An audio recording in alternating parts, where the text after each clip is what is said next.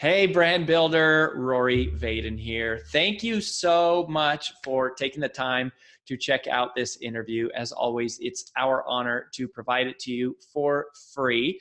And wanted to let you know there's no big sales pitch or anything coming at the end. However, if you are someone who is looking to build and monetize your personal brand, we would love to talk to you and get to know you a little bit and hear about some of your dreams and visions and share with you a little bit about what we're up to see if we might be a fit. So if you're interested in a free strategy call with someone from our team, we would love to hear from you. You can do that at brandbuildersgroup.com/podcall, brandbuildersgroup.com/podcall. We hope to talk to you soon. How do you build massive recurring revenue? That is the theme of today's show. And recap, this is sort of based off the interview that I did with John Meese, talking about how to build massive membership sites. And we're going to talk about some of those highlights. But really, I want to zero in on some of what we believe our keys are to building massive recurring revenue, and even just understanding what recurring revenue is and why does recurring revenue even matter. And I want to just kind of start with a little bit of a track record here. So, this is something that we know something about. Brand Builders is a recurring revenue model. I mean, our core business is a one-on-one coaching and training product that people pay a subscription for. And that's our flagship program includes, coming to 2 days of training every month, and also one-on-one coaching every single month as well. And then there's a do-it-yourself, like a self-study version of it, which is you get access to all the online training, and that's a lower version. But we are a membership site, or not a membership site. We're a recurring revenue business, and the business that we sold in 2018, a huge component of that business was also recurring revenue. So this is something we know a lot about and have a lot of experience in. And I first want to talk to you about why would you even consider recurring revenue, and what are some of the strengths and some of the reasons to have recurring revenue. One of the great things about recurring revenue, so this is somebody selling subscriptions, is because every month you don't start on zero. Right? Like every month, you're not automatically on zero. Every month, you automatically come into the month with revenue contracted. Now, not always does 100% of that come in, but you always have a large number, a large proportion of revenue contracted. And so that's really, really valuable. And just in terms of taking the pressure off, because what recurring revenue does is it allows you to kind of predict for the future. It's more predictable. And so because it's more predictable, we can say, okay, well, if we can grow our revenues, we're always factoring for churn. So some percentage of people are going to leave, and hopefully we're going to seal that back door with retention, which we'll talk about. But the other thing that we'll try to do is we're always bringing people in the front door. And then the snowball is growing. And so it's a snowball that gets bigger and bigger and bigger. So the revenue is steady, it's consistent. And then you can plan for growth. You can say, gosh, hiring this person would be a little scary right now. I don't know that we could afford them, but assuming some basic metrics, and, if we can look back and say, hey, statistically, our revenues grow at this rate, we can sort of forecast more predictably and more comfortably in the future to say, yeah, there's probably some investments we could make, whether it's technology or personnel or, equipment or whatever, software tools you need or services you need done, to go, I think we can swing it based on, our growth trajectory. The other reason why recurring revenue is so valuable is it's literally more valued in terms of business valuation. So when you look at the financial valuations of a business, this is a super deep dive, by the way, that in one of our phase 4 courses is called 8-Figure Entrepreneur. And we really teach the real mechanics of the basic foundations of finance and acumen, cash flow, and things like that most entrepreneurs don't get, not even in business school. I have an MBA, and I would say there was so much practical information I never got. But when you look at how businesses are valued based on an estimated stream of future cash flows. So in other words, they're saying, what's the likelihood? The way I describe it is, Pretend that here's how you value a business. Think of it as a money machine. And if I had a money machine that printed dollar bills, and I said, hey, I have a machine here that prints a $1 bill every year, how much would I sell this machine to you? And what would you be willing to buy this machine? And we go, well, we know it's probably worth at least $1 because it prints $1 every year.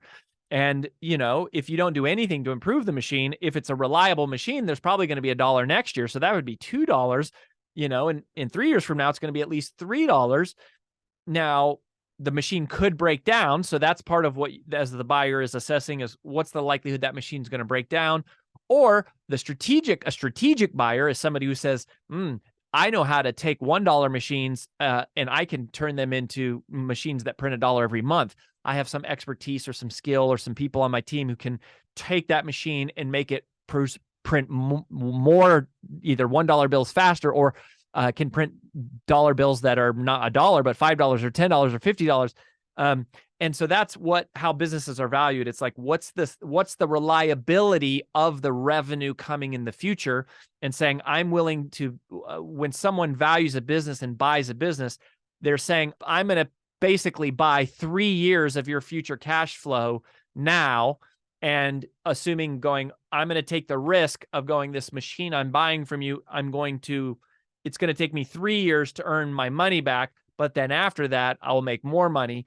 Or because I believe that I can pay you 3 years worth of earnings for your machine now, and I think I can increase the productivity of that machine. And that's effectively right there is how businesses are valued, which they really overcomplicate in a lot of, academic institutions and schools, and just people don't understand it in general. Well, so then why is recurring revenue valuable? Because recurring revenue is predictable. And as predictability goes up, the valuation of the business goes up, because the likelihood of those cash flows being there every single month goes up when it's already contracted, versus when I have to go out and sell a whole new bunch of customers. So recurring revenue companies have higher values.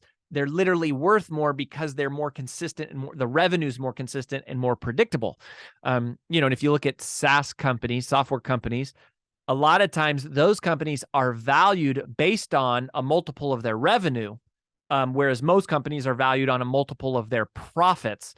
And so it becomes highly valuable when you have recurring revenue, because it's enticing to a potential buyer. So the demand for that money machine, i.e. a business, is higher. So those are some of the reasons to do recurring revenue.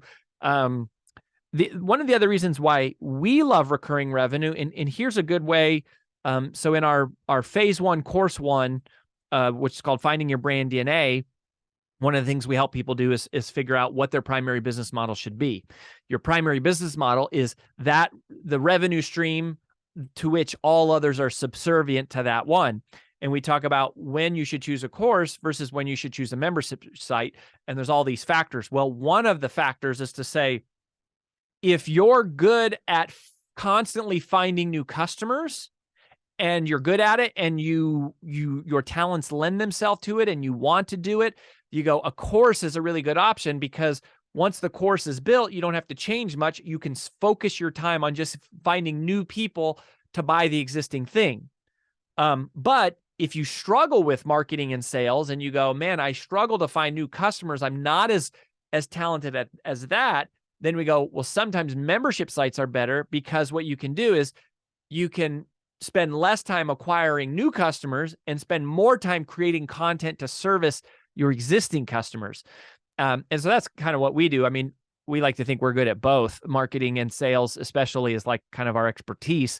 But we don't love having to sell every single month just to like hit the budget, right? So we love having the recurring revenue and going, at least for me, I think one of my superpowers is creating content. So it's easier for me, even though I love marketing and sales, and we're good at marketing and sales, and that's what we teach people how to do. My superpower, I think, is even more so in creating content. So it's easier for me to go, yeah, let me find a few customers who will be in a continuity with us, and let's serve them in a deeper way. Now at Brand Builders Group, we currently have over 600 active clients that are in our monthly training, and coaching program. which are our flagship programs. And there's like there's a do-it-yourself version, and then there's a one-on-one version, which also includes our live training events. And then we have like 300 private clients on top of that who just hire us for private projects and private, topics at less consistent. Those are more like sales. They're not recurring revenue. They're bigger hits of revenue when someone just says, I really want to like focus on my podcast. Just hire us to help you with that, or writing their book, or launching their book, or their keynote, or building out their funnels, and it's more of just they're hiring us for in a more expedient way to focus on a burst. But those are ones like you have to be selling new ones every month, versus the recurring revenue is going, hey, when you're on a recurring membership, we give you all of those things. We give you access to all of them, and we'll step you through them as you need to. So that's a little bit about why recurring revenue matters and understanding how it affects business valuation. Again, if you look at the difference between a company valued on revenue versus a company valued on profit, most companies are valued on profit, or EBITDA, earnings before interest, taxes, depreciation, and amortization, which basically just means profit, which is, to use my money machine analogy, which by the way is an analogy I came up with of just thinking about a business just as a simple money printing machine, to go, okay, $1, if my money machine prints $1 every year, that's the profit that's the final output. But and most companies, depending on a whole number of factors, but let's say you were getting just a 5 multiple, meaning if someone were to pay you a 5 multiple, that means a buyer is going to basically come in and say, I'm going to pay you 5 years worth of profits, 5 years worth of future profits today to buy your money machine. So I'm going to, if you have $1 in profit, I'm going to pay you $5. I'm a multiple of 5. I'm going to give you $5 today, knowing or feeling confidently like I will at least get my $5 back over the next 5 years, and hopefully faster if I can do some things to improve the efficiency of the operation, or if I have other strategic reasons to make that acquisition. That's how most business deals are done. It's a multiple of profits, or the multiple of EBITDA. But recurring revenue, like SaaS companies, often are valued on revenue. So if you get a value of, let's say you get a multiple of 5, but instead of on your profits, it is on your revenue. So for example, to use this same example, a company that produces $1 in profit every year, let's say their revenue is $10. So that would be a company operating at a 10% profit margin. So they generate $10 in revenue. They got to pay all their expenses, their salespeople, their marketing, their overhead, the product acquisition, their taxes, their insurance, their, everything. And then at the end of the day, maybe they have a 10% profit, and you go, okay, I generated $10 in revenue, $1 in profit. Normally it's a 5 multiple would say, oh, I'm going to get $5 for that business, 5 times $1. But when you're valued on revenue, it's a game changer to go, if I got a multiple of 5 on revenue, it's not 5 times $1, it's 5 times $10. So that company is to buy that company is not $5, but $50, 5 times 10, the multiple of 5 times the revenue of $10. So that's 5 years worth of revenues. I'm valuing that company based on revenues. That company is worth $50 instead of $5, because it's 5 years of future revenues versus 5 years of future profits, right? One of the dynamics that makes companies have a higher enterprise value and be more likely to be valued on revenue is the consistency of the revenue, which is, happens with recurring revenue. So that's probably more than most of you wanted to know, but I literally went through MBA school and never understood that basic core concept. It wasn't until years later as an entrepreneur that I had a mentor finally explain it to me sort of in simpler English. And it's important to understand that. And that is, even if you plan on never selling your business, this is, again, another principle we teach an 8-figure entrepreneur, is that a business worth selling looks a whole lot like a business worth keeping. A business worth selling is a business that operates without you with consistency and produces lots of cash flow inevitably into the future. Well, a business that does that looks a lot like a business worth keeping. If you have a money machine that prints money every year and it doesn't require a lot of your time, and there's not a lot of risk in that money machine breaking down, you go, why didn't I just keep it? So the money machine's just printing money and I'm just keeping the money every year. That's the way to think about it. Recurring revenue increases consistency, thereby reduces volatility or reduces risk, thereby increasing the valuation of that business, whether you sell it or you keep it. So high level, that's why recurring revenue is such a good idea. Now, how do you create great recurring revenue? Couple of the key things. If you're wanting to create recurring revenue of your business, and John talked about this a little bit in the interview, but if you really want to create a quality recurring revenue product, the question that I would pose for you to answer is this: what is the problem that I can solve that never goes away? What is a problem that I can solve that never goes away? In other words, the need for it continues on month after month after month, which causes people to want to continue paying. For us, accountability is one of the core problems that we solve. Now, technically, the problem we solve is obscurity. We help people who are struggling to be more well known to do that, and we teach them a set of information and strategies for how to do that, and all the tactics that we have now used to launch.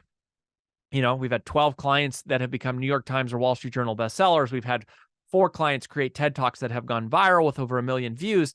We've had we just had our 5th client generate more than 7 figures growth in their annual revenue. So they've grown their revenue more than $1 million a year since being a client of ours. So we have a set of knowledge that we teach people to do that. But what the problems that never go away are accountability, community, and access to great vendors, and as well as inspiration. Right? The inspiration is like never. It's something that never disappears. So those are some of the problems we're solving. So you got to sort of think about it. If you're going to create a membership site, or if you have one and you're going, how do I get the snowball rolling faster?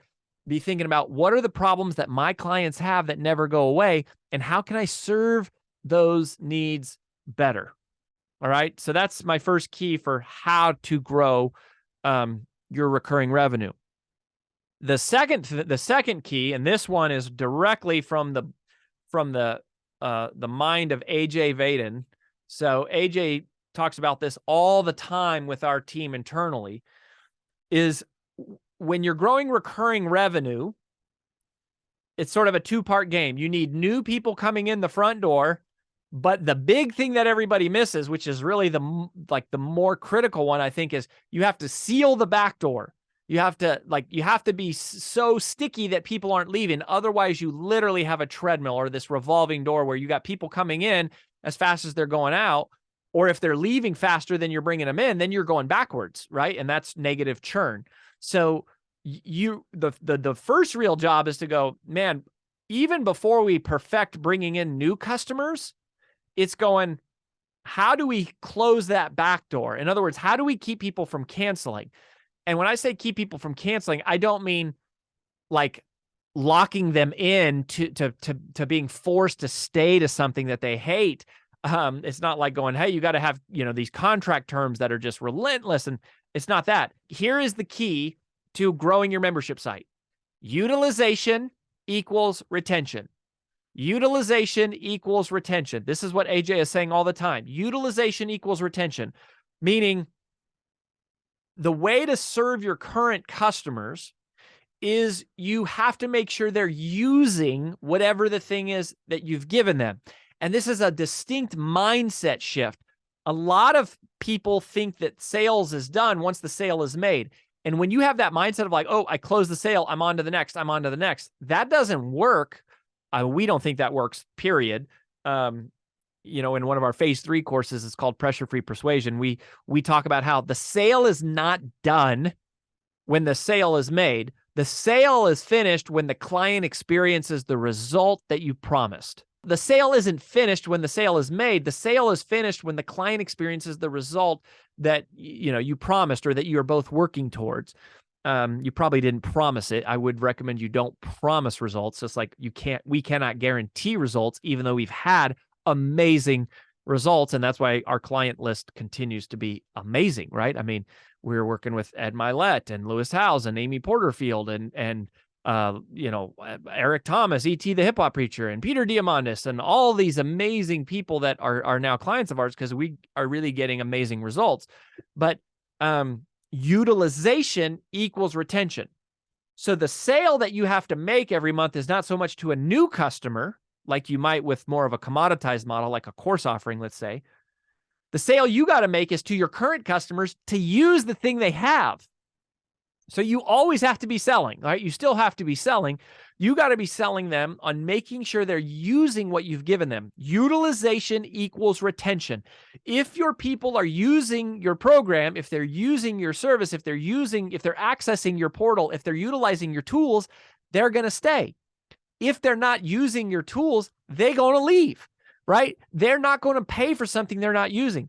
Even if what you're providing is amazing, world-class, best in class, even if your solution is the best there is, if your clients aren't using it, they are bowing out. They're going to be leaving, right? So I'm not so focused. Like if I were going to buy a recurring, if as a business acquirer, if I were going to go buy a company who had recurring revenue, I would be looking at the utilization. Are people using the thing they're paying for? If they're using it, even if the product is crappy, I go, that's great. I can make the product better. That's not that hard. But if people aren't using it, then I go, you just got a bunch of people paying for something here that are, it's a parking lot that no one is using, and going, that's not going to, long term, that's not going to work. We got to get people using the thing. So utilization equals retention. And there's a couple key things here for how to increase your utilization. So first of all, you got to have a journey. You need to have a map. You need to have a visual that outlines what the process looks like.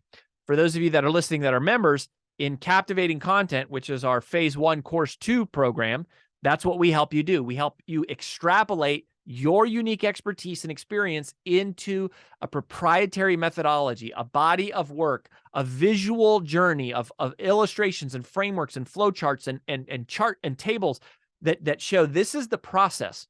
If you're a member of ours, we have the brand builder journey. It's our 4-phase process that we walk you through from going, you're completely obscure and unknown to world famous and world recognized 8-figure entrepreneur, best-selling author, Hall of Fame speaker, all the things that we have done and helped people do. We've got a simple 4-phase process that we push people through, and it works. Part of the reason why people stay is because they can see the whole journey. You got to show them it's this step and this step and this step. Don't just assume that they're going to hang around blindly, not knowing what it takes to actually get to where they're trying to go. So you want to show that, talk about it, keep that in front of them so that they're seeing like, oh, okay, yes, it's hard right now, but this is just a step, and I'm going to go to the next step and the next step and the next step. And that's how I'm going to ultimately get to where I want to go. So you got to have a journey. The other thing is you got to have data. You got to have red flags going on, firing off in your business. Meaning if somebody's not using your stuff, you need to have dashboards and tools or reports or people who are monitoring that, who send up an alert to say, hey, this is, and at Brand Builders Group, I'll just tell you transparently, we have something called an at-risk report where we're looking at all of the people who haven't been doing a certain number of activities. So in our case, they haven't logged into a portal in a certain number of days. They haven't been to a course, been to one of our live events in a certain number of days. They haven't showed up for one of their one-on-one calls in a certain number of days. They haven't, been inside of our Facebook community, our private Facebook community in a certain number of days. And so because part of what we're providing, part of what they're paying for us, frankly, is accountability and inspiration. And this is how we track that, is go like, hey, you're not showing up. Like, you're not doing the work. Like, if you're not coming, you're not doing the work, which means you're not getting the results, which means even though it's not our fault that you're not getting the result, the fact of the matter is you're not getting the result, which means you're not going to keep paying. So even if everything we do is perfect, if they're not using it, it doesn't matter. They're going to cancel. So we have to set up triggers and, red flags and this at-risk report of all of these things. And we're using automation tools to do this. And we're using some of it's manual reporting. Some of it is customer surveys. Some of it is manual outreach and check-ins, like to constantly go make sure people are using this. And here's another question that I would encourage you, to ponder as it relates to this. Ask yourself this question: how can I serve my current audience in a deeper way? How can I serve my current audience in a deeper way? Because utilization equals retention. And if I'm serving them in a deeper way, then I'm speaking more powerfully to their immediate needs. I'm providing the tools, the templates, the checklists for them to do it. Here's a recent example for us. A lot of speakers struggle with, how much should I charge? This has been, gone on for decades. Like, what's the right price to charge? And people throw out all these weird numbers. We created this speaker fee calculator. It's a simple set of questions you answer, and it spits out not only what your speaking fee should be, but what your virtual fee should be, and your half-day fee, and your 2-day fee, and your international fee, and your interview fee, and all of it. It all spits out, and it takes you like 2.5 minutes to fill in this thing. That is now a tool that solves a problem. We then also have a toolkit that is our speaker press kit. And we go, your speaker press kit needs to have a fee schedule. Well, we just solved that problem. But then what about the rest of your speaker press kit? What are all the things that need to be in there, and how should it be structured, and how should it be laid out? And we go, great. One of our incentives for people when they sign up, I think if they sign up and pay for a year in advance, is we give them the template that we actually use for our own speaker press kits. And then you can like model off of it, and you can just build it, boom, up and running. So everything that we've been doing at Brand Builders Group for the last few years has been basically creating the education and all the educational resources. Now we're moving much more aggressively and assertively into, how do we give people tools and templates and checklists to help them execute and implement what they're learning faster. And internally, our team is going, how are we monitoring utilization? Because utilization equals retention. Utilization equals retention. So that's the second thing you really got to do. Now, the third thing is, you got to keep people coming in the front door. You got to keep people always coming in the front door. And it's just, sales solves all problems, right? Like if we can figure out how to constantly generate new sales, then we're going to always have cash flow coming in that we can use to solve other problems or to hire people who can solve problems. The question is, do you have a consistent engine for driving new leads and new customers into your business? Think about that. Just think about that question to yourself for a second. Are you confident that you have an engine that consistently produces new leads and new customers for your business every month, every week, every day? Do you know exactly, this is how my machine works? We do this, and then this happens, and then this happens, and then this happens, and that brings somebody who finds us here, and then they do this, and then they do this, and then they become a customer, and then they stay because they're utilizing the program. And if you aren't confident on that, like if you aren't crystal clear on what is your process, what is your system, what is your method for perpetually, continually, constantly, never ending, always driving new leads and new customers into your business, if you're not clear on that, go to freebrandcall.com/podcast right now. freebrandcall.com/podcast, because you need to talk to our team, because this is one of the things that we specialize the most in, is helping you create a set of mechanisms and systems and processes in your business to keep people coming in the front door. They've got to be coming in the front door, because they're always going to leave out the back, no matter how good your program is, and no matter how much you focus on retention, which, as I just said, utilization equals retention. So we want to close that back door. But even if your program is the best in the world, people are always going to leave. So you just got to make sure you're bringing in new customers faster than the old ones are leaving. And so you're adding value to them, and you're also constantly refining and perfecting your new customer acquisition strategy.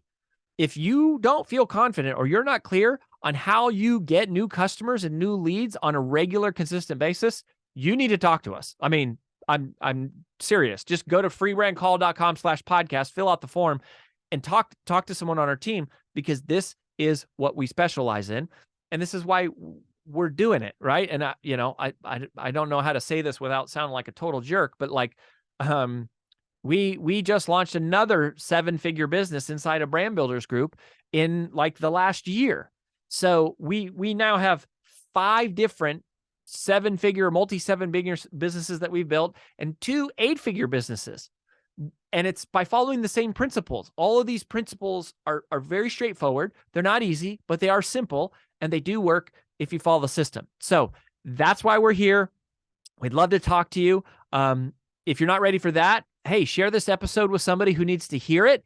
Obviously, anything you can do to leave reviews helps us tremendously, but also helps new listeners. So, rate and review and help us that way. And no matter what, keep coming back every week so that we can keep pouring into you and giving you as much as we can right here for free on the Influential Personal Brand Podcast.